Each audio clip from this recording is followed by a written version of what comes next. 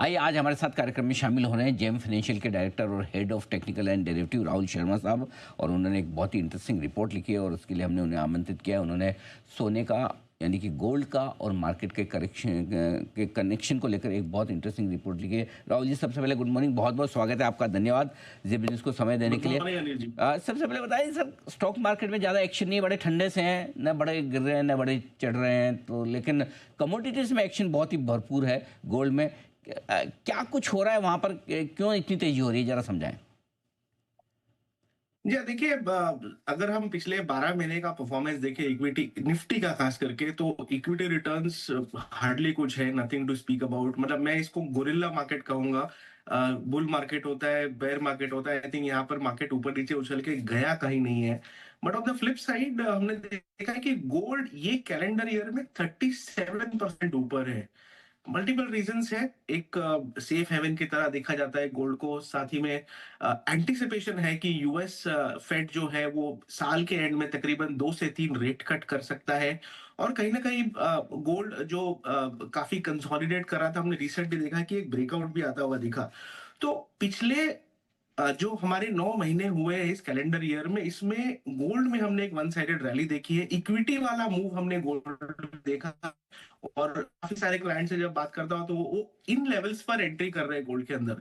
तो as a trading yes, but as an investor हमें लगता है कि थोड़ा सा यहाँ पर मामला जो है अभी यहाँ पर एक रिवर्सल के कगार पर है।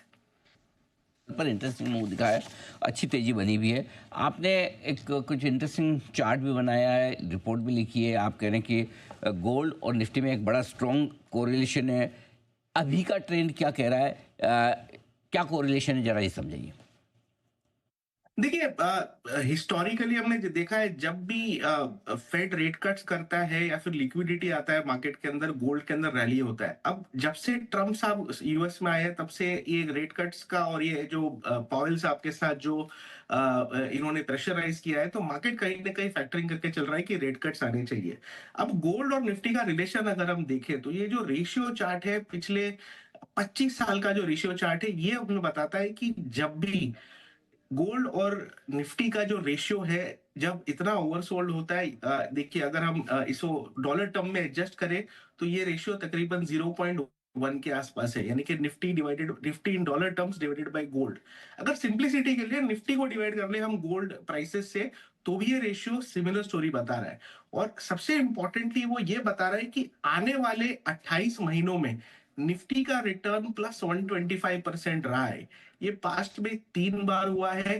लास्ट में ये जो जो प्रीवियसली हुआ था वो 2020 में कोविड के समय में हुआ था। उसके बाद हमें सबको पता है कि जो परफॉर्मेंस निफ्टी के अंदर देखने को मिली थी, और इसके पहले भी 2 इंस्टेंसेस में हो चुका है। अब सिमिलर सेटअप इस साल हमें इस महीने सितंबर में देखने को मिल रहा है, जहां पर ये रेशियो बड़े लॉन्ग टर्म स्ट्रक्चर पर ओवरसोल्ड है। और इसके 3 आउटकम्स है। मतलब मैं ऐसा नहीं बोल रहा हूँ कि एग्जैक्टली यहीं से गोल्ड टॉप आउट कर जाएगा और निफ्टी यहीं से एग्जैक्टली चल जाएगा। There are 3 cases to it. देखिए, रेशियो चार्ट है, रिलेशनशिप जो है दोनों की एक दूसरे के ऊपर डिपेंड है। तो 3 केसेस पॉसिबल है, या तो गोल्ड यहाँ से करेक्ट साइडवेज रहे, निफ्टी चलना चालू कर दे। केस 2, गोल्ड यहाँ पर करेक्शन चालू करे, निफ्टी साइडवेज रहे। और केस 3, गोल्ड नीचे गिरना चालू करे और निफ्टी यहाँ से इमीडिएटली ऊपर चलना चालू करे। तो अब ये कौन सा वाला प्ले आउट होगा, इसमें कहीं ना कहीं आई थिंक फंडामेंटल्स की तरफ हमें जाना चाहिए। खास करके अगर हम एफआई की ओनरशिप देखें, 13 ईयर लो पर है, we are less than 16%। Reasons है, अर्निंग्स कहीं ना कहीं लैकिंग है। डेरिवेटिव में they are very aggressively short. हमने देखा है कि लॉन्ग शॉर्ट रेशियो काफी लंबे समय से इनका एग्रेसिव रहा है। लेकिन थोड़ा सा फंडामेंटल यहाँ पर शिफ्ट जरूर हुआ है पिछले कुछ महीनों में। सबसे पहले हमने देखा रेट कट्स के साथ शुरुआत हुई। उसके बाद हमने देखा कि जो इनकम टैक्स स्लैब्स थे वो रिवाइज हुए।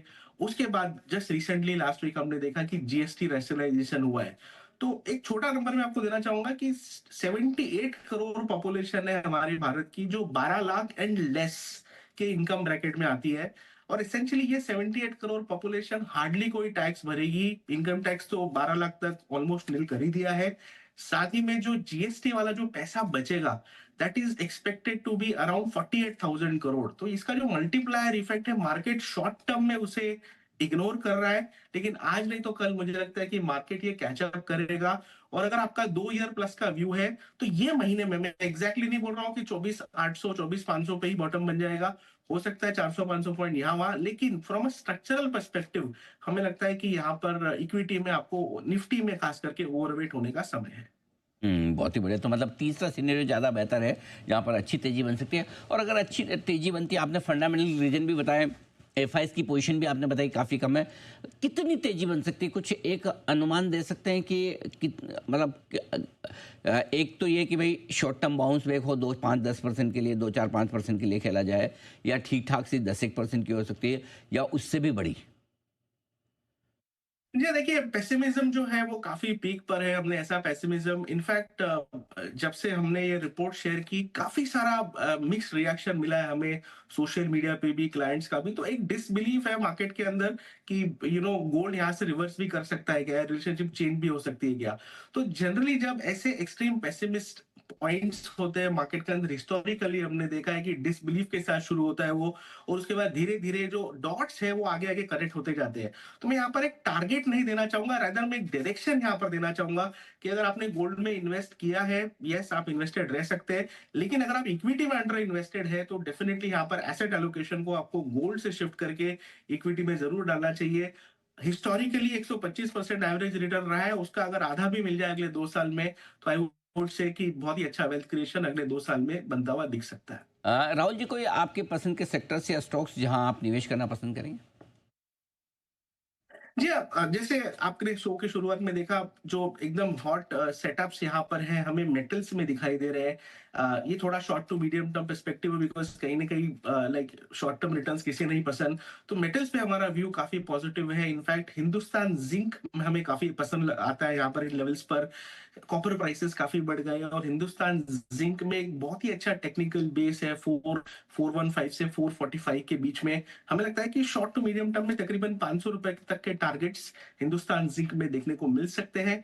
और दूसरा एक कंजम्पशन रिलेटेड एक स्टॉक जो हमें पसंद है, होटल स्पेस से लेमन ट्री होटल्स, काफी अच्छा सेटअप यहाँ पर भी देखने को मिल रहा है। हमें लगता है कि आने वाले एक महीने में तकरीबन आपको 20 to 25% तक की अपसाइड लेमन ट्री में देखने को मिल सकती है। तो ये जो डिलीवरी आइडियाज है, जो थोड़ा सा महीने भर के पर्सपेक्टिव से आप बाय करके चल सकते हैं इस मार्केट में। राहुल जी, बहुत बहुत धन्यवाद आपका, आपने समय दिया और विस्तार से बाजार के